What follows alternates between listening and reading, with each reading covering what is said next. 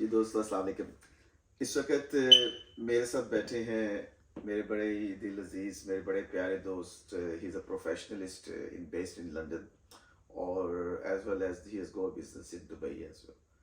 तो मैं इंट्रोड्यूस करवाऊंगा आपको तारिक भाई से। तारिक भाई कैसे हैं आप? ठीक है, आप खैरियत से? अस्सलाम वालेकुम। पहले तो आपको वेलकम जी, आप मेरे ऑफिस में आ जाए। काफ़ी अरसे के बाद हमारी मुलाकात हुई और मैं चाह रहा था कि चले आपके साथ एक थोड़ी सी हम जनरल डिस्कशन करते हैं जिसमें हम दुबई को भी लेके आएंगे, क्योंकि आपका माशाल्लाह वहाँ पे बिजनेस भी है, आपने वहाँ पे सेटअप किया बिजनेस। कुछ आप बताएंगे कि दुबई में आपका कैसा एक्सपीरियंस रहा, और सेकेंडली जो आपका यहाँ का यूके का एक्सपोजर है उसको भी बीच में लेके आते हैं। कुछ थोड़ी सी पाकिस्तान के मतलब भी बात करते हैं कि जो वहाँ पे आजकल एक सिनेरियो डेवलप हुआ है, पॉलिटिकल सिनेरियो है, उसकी वजह से हर चीज़ जो उनसे वो बेस करती है।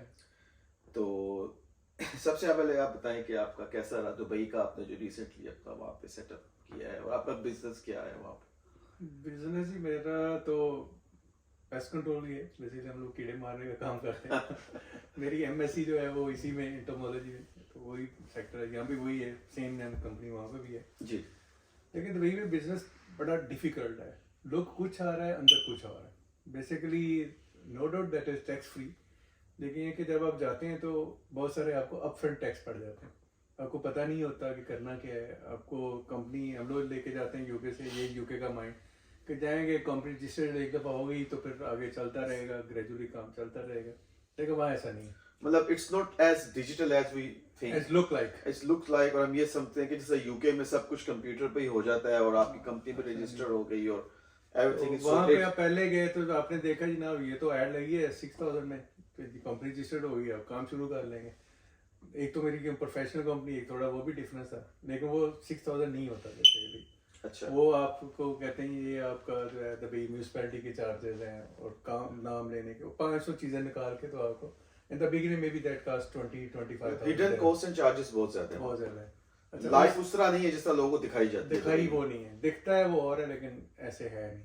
ठीक। अच्छा, उसके बाद मैंने जब पहला साल खत्म हुआ तो आवाज थे कि ना ऐसे स्मूथ ट्रांजेक्शन है, तो जब वो रिवर पे गए तो उन्होंने अभी और आप 4-5,000 पाउंड्स आपके लग जाएंगे इसको दोबारा। Every year you have to renew your licence, हर साल रिन्यू करना। चलो आपका बिजनेस का लाइसेंस भी रिन्यू करता है? बिजनेस का एवरी बिजनेस लाइसेंस। ऑफिस का लाइसेंस भी होता है उसमें? ऑफिस का भी रिन्यू, आपने ऑफिस का भी रिन्यू बताया था कि आप जैसे होता है कि यूके में आपने गाड़ी एक दफा बाय कर ली है, देन आप उसको 10 साल भी शक रखते हैं। अच्छा, गाड़ियों की अब जब गाड़ी है वहाँ पे 5 गाड़ियाँ ली हुई हैं। जब गाड़ियों के एवरी से उन्होंने कही अब आपकी यूज गाड़ी है तो नहीं है, इसको वो टैक्स करवाएं, उसको MOT in other word you can say, उसकी आपको 600 पाउंड दिरहम में, जो भी 600-700 आगे। और उसके बाद की आपकी रजिस्ट्रेशन भी नहीं होगी 600 से आठ रजिस्ट्रेशन की मुझे थोड़ी सी समझ नहीं आ रही कि अगर मैं यूके में एक गाड़ी मैंने बाय की है, लॉग बुक मेरे नाम पे है, तो मुझे हर साल उसकी दोबारा लॉग बुक लेनी पड़ेगी? दोबारा वो कार्ड देते हैं, उसका कार्ड एक होता है। तो जब आपने एक दफा एमओटी करवा ली है तो फिर दोबारा रिन्यू लॉग बुक का क्या कांसेप्ट है? यही है बस, वहाँ पे हर साल वो आपको नए से। अच्छा, उसमें बेसिकली उनका कंसेप्ट ठीक है उनके लिहाज से, क्योंकि आपकी गाड़ी पे जितनी वो पीसीएन लगे हुए हैं, आपने ट्रैफिक वायलेशन जो भी है, तो जब आप वो साथ में नहीं कहेंगे क्या बोलते थे, यहाँ पे तो आप साथ ही कहेंगे ये पे करो, नहीं तो डबल वो आपको जब गाड़ी रिन्यूअल होएगी एवरीवेयर, तो उस वक्त आपको यू हैव टू पे दैट वन। आपने फर्ज करेंगे, जब मैं अपना बता देता हूँ, जब गाड़ी रिन्यूअल के गए मेरे था कि ये एमओटी होएगी और दैट से बात खत्म हो जाएगी, लेकिन उन्होंने कहा ये आपका फलाना लड़के ने वायलेशन की थी, उसका टैक्स 2000 उसका दिरहम, ये 6000 आपका है, फलाना का। वो 4 गाड़ियों पर 7-8,000 दिरहम वो भी निकला है ना अचानक, और प्लस गाड़ियों की रिन्यूवेशन तो लहरा चीज थी, वो भी एक निकला साहब।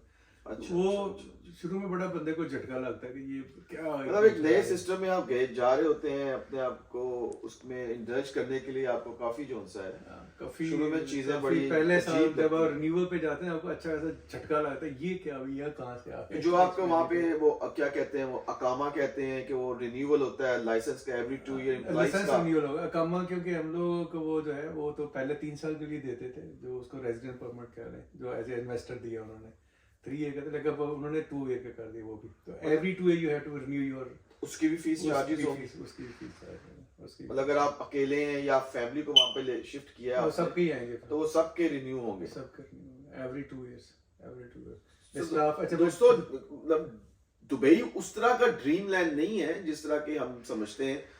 हाँ, मेरे ख्याल में उसका तो लेकिन ड्रीमलैंड है। ड्रीमलैंड है भी। अब अगर आपने पहले 3 साल गुजार लिए, यू हैव टू बी, अगर लेके गए कि आपने प्लान किया कि 50,000 पाउंड आपने स्पेंड करने हैं बजट आपके, तो यू हैव 100,000 बैकअप कि वो आएगा, आपको नजर नहीं आएगा, लेकिन आपका अगर 50,000 का नजर आ रहा है तो वो लगेगा 1.5 लाख पाउंड, लगेगा 1.5 लाख। अच्छा, लेकिन 1.5 लाख लगने के बाद अगली स्टोरी जो 3 साल के बाद आएगी, 4 साल के बाद आएगी, जब आपका प्रॉफिट आएगा, हम लोग तो सबसे डेफिनेटली टाइम टेकिंग, तो फिर जब प्रॉफिट आएगा तो फिर इनकम टैक्स नहीं है, तो फिर आप जो मतलब एक जब आप लेवल और बैरियर को जब आप क्रॉस कर लेते हैं, उसको क्रॉस आपने 2 साल लगे, 3 लगे, 4 लगे, whatsoever once you cross the barrier जिसमें कि आपकी जो फिक्स कॉस्ट है ऑफिस की, आपके स्टाफ की, आपकी गाड़ियां यूटिलिटीज रिन्यूअल की, गाड़ियों वीज़ों की, सब जब आप चीज़ें। उसको क्रॉस कर जाते हैं, then you start enjoying Dubai. हाँ, उसके कह लें कि उससे पहले वो tough time, tough time, minimum 3 year. तो उसके लिए ऑब्वियसली काफी हार्ड वर्क करना पड़ता है कि आप अपने आप को अगर 3 साल का टारगेट देते हैं, उस टारगेट को 3 साल में अचीव करेंगे तो आप प्लस में आना शुरू होंगे। तो जो पहले 3 साल हैं, that is very very tough. Very very difficult. अभी मैं प्लान करके जाएंगे, ये 3 साल आपको रगड़ा लगेगा। और दूसरा एक और वहाँ पे बहुत कॉमन है, जो कि हर बंदा चीटिंग करता है, आपको हर बंदा कमीशन लगाएगा, तो अच्छा। वो भी आपको एक सूटेबल पर्सन ढूंढना जरूरी है जो कि आपके पैसे फजूल में नहीं लगाए। चीटिंग का पूरी दुनिया में है, लेकिन यहाँ भी आज एक वाकया रहता हूँ, वो कलेक्टर में प्रॉपर्टी है मेरी, वो बॉयलर की बॉयलर आउट ऑफ हो गया, मैंने कहा गोरे को बुला लिया वहाँ से कि चलो देखे, उसने कहा ये तो बॉयलर आपका जो है इसमें गैस प्रेशर कर रही है, इलेक्ट्रिक फॉल्ट हो गया और अगर बॉयलर चेंज करना पड़ेगा, ये तो बड़ा 2,000-8,000 का खर्चा पड़ गया। तो मैंने उसे कहा ये आप इसको, वो डरा भी दिया कि गैस लीक होगी, बच्चे अभी से मूव करेंगे, ये करें, हरासमेंट पैदा कर दी, यूके की बात कर रहा हूँ। तो वो जनाब, वो मैंने उसे, अपना बिल्डर था, मैंने उसे गैस बंद कर दो, उसको बता दो कि कल हम लोग यहाँ से, मैंने एक लड़का भेजा, तो दैट्स, मतलब लड़के की कास्ट तो चलो वेजेस है ही नहीं, लेकिन 7.5 पाउंड का एक वॉल चेंज हुआ है वो बॉयलर से। तो ये पूरी दुनिया में ही है, ये आप सिर्फ दुबई को नहीं दें, यहाँ भी लोकल भी यही, जो आपको वाइट ब्रिटिश बड़ा ऑनेस्ट और ये वो सारा लाता है, there is cheating everywhere. Cheating हर जगह। आपको you have to be you know above all of this thing. आपको स्किल आनी आपको चाहिए, स्किल को आपको चाहिए, उसका आपकी सब्जेक्ट का पता नहीं चाहिए कि आप कर क्या रहे हैं। तो उसके लिए पहला प्लस स्टेप यही देखें कि ट्रस्ट वर्दी बंदा ढूंढे जो आपको प्रॉपर गाइडेंस करे। यूके में भी जब मैं आया तो आपको तो फैसल पता है कि वो कैसे लोगों ने जी, शुरू में चीट किया, आपको बोलते हैं हर बंदे ने पैसे खाए थे। तो then at that time Faisal के साथ मिलकर नहीं ना, अब लोग गाइड प्रॉपर करेंगे ताकि they have to save the money की बात है। तो बहरहाल जी, बड़ी खुशी हुई आपसे मिलके, काफी लंबी हमारी डिस्कशन हो गई है, तो इंशाल्लाह नेक्स्ट टाइम आप देखेंगे मेरे साथ किसी और गेस्ट को, किसी और अचीवर को जिन्होंने यूके में अचीवमेंट की है, पाकिस्तान में की, यहाँ पे है, डिफरेंट फिक्रा है लोगों का, आपको से आप मिलेंगे और आप उनसे कुछ सुनेंगे, कुछ सीखेंगे, कुछ उनका एक्सपीरियंस लाइफ का देखेंगे। Thank you very much. Thank you Tariq साहब। जज़ाकल्लाह।